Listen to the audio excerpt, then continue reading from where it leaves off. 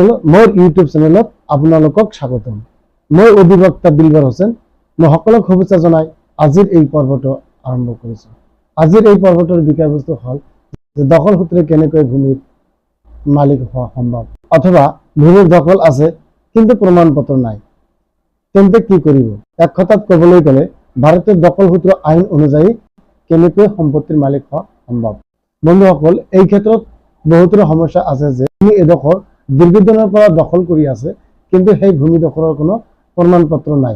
আনহাতে ভূমিৰ মালিকৰ সত্ত্ব প্ৰমাণৰ বাবে উপযুক্ত নথি যেনে দলিল, দানপত্ৰ, পাৱাৰ অফ এটৰ্নি, চুক্তি, খতিয়ান বা পাট্টা বা ৰেকৰ্ড অফ ৰাইটত নাম থকাটো প্ৰয়োজন। কিন্তু যদি কোনোবাই সেই সম্পত্তিটো দীৰ্ঘদিন ধৰি দখল কৰি থাকে, তেন্তে তেওঁ সেই নথিপত্ৰ নোহোৱাকৈ কেনেকৈ সেই সম্পত্তিটিৰ মালিক হ'ব পাৰে।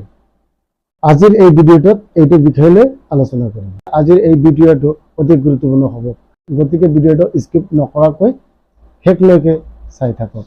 আৰু যদি আপুনি আমাৰ চেনেলটোত নতুনকৈ আহিছে বা এতিয়াও যদি আপুনি আমাৰ চেনেলটো ছাবস্ক্ৰাইব কৰা নাই, তেন্তে চেনেলটো ছাবস্ক্ৰাইব কৰি বেল আইকনটো অন কৰি ৰাখিব। এনে কৰিলে কি হ'ব যে যেতিয়াই মই ভূমি সম্পৰ্কীয় আইনৰ বিষয়ত কোনো ভিডিঅ' আপলোড দিম, তেতিয়া আপোনালোকে নটিফিকেশ্যন পাব আৰু ভূমি সম্পৰ্কীয় বিভিন্ন সমস্যাৰ বিষয়ে আপোনালোকে জানিব। লগতে ভিডিঅ'টো আপোনাৰ বন্ধু বান্ধৱীৰ লগত শ্বেয়াৰ কৰি দিব, কাৰণ নিজৰ আইন জনাটো এটা কৰ্তব্য, আনকো জনাই দিয়াটো এটা কৰ্তব্য। এতিয়া আমালোকে মূল টপিকলৈ যাওঁ।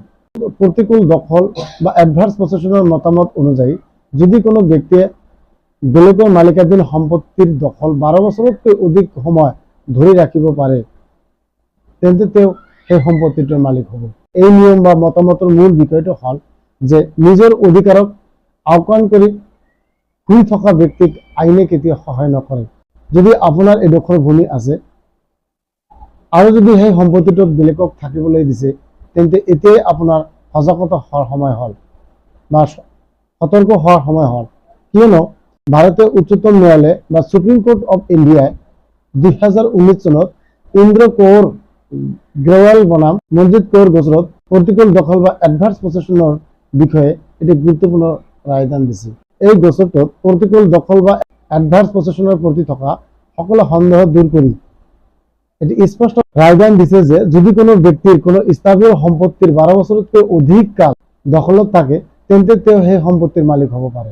মহামান্য উচ্চতম ন্যায়ালয়ৰ এই ৰায়দানৰ পূৰ্বে দখলকাৰীয়ে প্ৰতিকূল দখল বা এডভাৰ্ছ পছেছনৰ বাবে তেওঁ বাদী হিচাপে কোৰ্টত মামলা দায়েৰ কৰিব নোৱাৰিছিল, কিন্তু এই ৰায়দানটোৰ পিছত দখলকাৰীয়ে সেই দখলীয় সম্পত্তিৰ বাবে তেওঁ বাদী হিচাপে মামলা দায়েৰ কৰিব পাৰে, আৰু যদি তেওঁ সেই সম্পত্তিটোৰ দখল প্ৰমাণ কৰিব পাৰে, তেন্তে তেওঁ সেই সম্পত্তিটোৰ মালিক হ'ব। এতিয়া কথা হ'ল যে যদি প্ৰতিকূল দখল বা এডভাৰ্ছ পছেছন বা দখল সূত্ৰে মালিকৰ স্বত্ব লাভ কৰাৰ বিষয়ে ভাৰতীয় আইন ব্যৱস্থাত বিশেষ ব্যৱস্থা নাই যদিও এই ক্ষেত্ৰত দ্য লিমিটেশ্যন এক্ট অফ 1963 অৰ্থাৎ ভাৰতীয় তামাদি এক্টত প্ৰতিকূল দখল বা এডভাৰ্ছ পছেছনৰ বিষয়ত কিছুমান কথা উল্লেখ আছে। আৰ্টিকেল 65 অফ দ্য লিমিটেশ্যন এক্টত উল্লেখ আছে যে যদি কোনো ব্যক্তিয়ে আন এজন ব্যক্তিৰ সম্পত্তি দখল কৰিছে, তেন্তে ভুক্তভোগীয়ে অৰ্থাৎ এগ্ৰিড পাৰ্টিয়ে সেই সম্পত্তি আদায়ৰ বাবে দখল হোৱা 12 বছৰৰ ভিতৰত মামলা দায়েৰ কৰিব লাগিব। সেইদৰে এই আইনৰ আণ্ডাৰ ছেকশ্যন 27ত কোৱা হৈছে যে যদি ক্ষতিগ্ৰস্ত ব্যক্তি বা এগ্ৰিড পাৰ্টিয়ে তেওঁৰ বেদখল হোৱা সম্পত্তি দখল হোৱা 12 বছৰৰ ভিতৰত মামলা দায়েৰ নকৰে, তেন্তে 12 বছৰ কাল উকলি গ'লে তেওঁ আৰু সেই সম্পত্তিটো আদায়ৰ বাবে কোনো মামলা দায়েৰ কৰিব নোৱাৰিব, অৰ্থাৎ তেওঁৰ আৰু সেই সম্পত্তিৰ কোনো অধিকাৰ নাথাকে, তেওঁ সেই সম্পত্তিৰ মালিকৰ স্বত্ব হেৰুৱাই পেলাব। ইয়াত আৰু এটা কথা উল্লেখ কৰিব লাগিব যে এডভাৰ্ছ পছেছন বা প্ৰতিকূল দখলৰ ক্ষেত্ৰত ব্যক্তিগত সম্পত্তিৰ ক্ষেত্ৰত দখল 12 বছৰতকৈ অধিক কাল হ'ব লাগিব, আৰু যদি সম্পত্তিটো বা ভূমিটো যদি চৰকাৰী ভূমি হয়, তেন্তে প্ৰতিকূল দখল বা এডভাৰ্ছ পছেছনৰ বাবে 30 বছৰতকৈ অধিক কাল হ'ব লাগিব। এতিয়া প্ৰতিকূল দখল বা এডভাৰ্ছ পছেছন বা দখল সূত্ৰে মালিকত্ব লাভ কৰিবলৈ হ'লে কিছুমান চৰ্ত বা টাৰ্মছ এণ্ড কণ্ডিশ্যনছ পূৰণ কৰিব লাগিব। That means you have to fulfill some terms and conditions for adverse possession.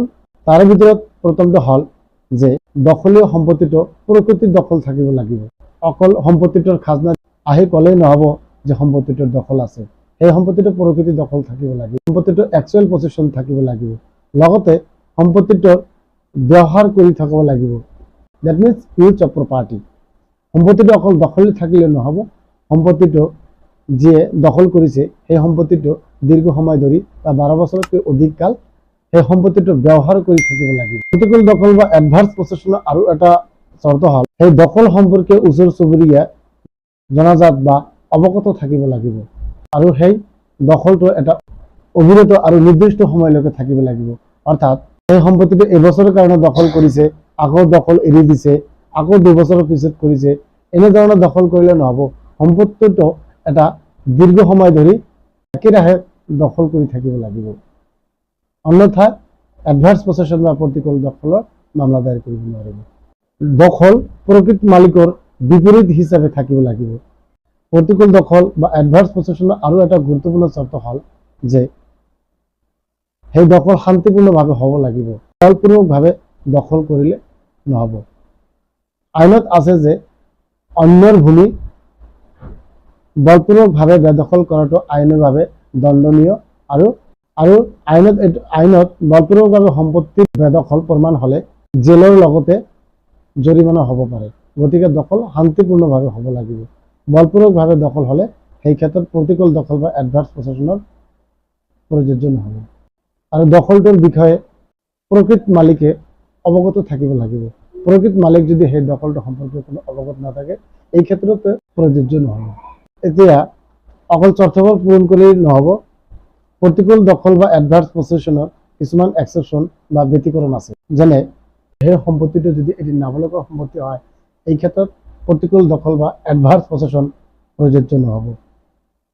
দ্বিতীয়তে, যদি সেই সম্পত্তি এজন আনচাউণ্ড মাইণ্ড ব্যক্তিৰ অৰ্থাৎ পগলা ব্যক্তি বা মানসিকভাৱে অসুস্থ ব্যক্তিৰ ভূমি হয় সেই ক্ষেত্ৰতো প্ৰযোজ্য নহ'ব।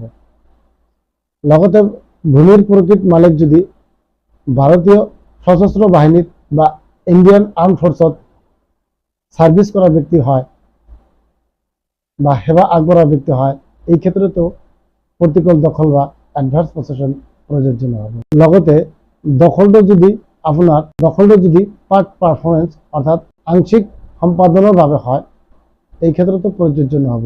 প্ৰতিকূল দখল আৰু এটা কাৰ্যত প্ৰযোজ্য নহয়, সেইটো হ'ল সম্পত্তিটো যদি পাৰ্মিছিভ প্ৰচেছৰ হিচাপে দিয়া হয় এই ক্ষেত্ৰতো প্ৰযোজ্য নহয়। সম্পত্তিৰ দখল বিষয়ে যদি প্ৰকৃত মালিক অৱগত নহয় এই ক্ষেত্ৰতো প্ৰযোজ্য নহ'ব। অৱশেষত সম্পত্তিটো যদি ভাবুকি দি দখল কৰা হয় এই ক্ষেত্ৰতো প্ৰতিকূল দখল বা এডভাৰ্ছ পছেশ্যন কাৰ্যকৰী নহ'ব। বন্ধুসকল, আজিৰ এই ভিডিঅ'টোত এডভাৰ্ছ পছেশ্যন বা প্ৰতিকূল দখল অৰ্থাৎ দখলৰ সূত্ৰে কেনেকৈ ভূমিৰ মালিক হোৱা যায় এই বিষয়ত অলপ সহজ সৰল ভাষাত বিতংভাৱে আলোচনা কৰিলোঁ। আশা কৰোঁ আপোনালোকে ভিডিঅ'টো চাই নিশ্চয় উপকৃত হৈছে। অৱশেষত আমাৰ ভিডিঅ'টো শেষলৈকে চোৱাৰ বাবে আপোনাক অশেষ ধন্যবাদ। জয়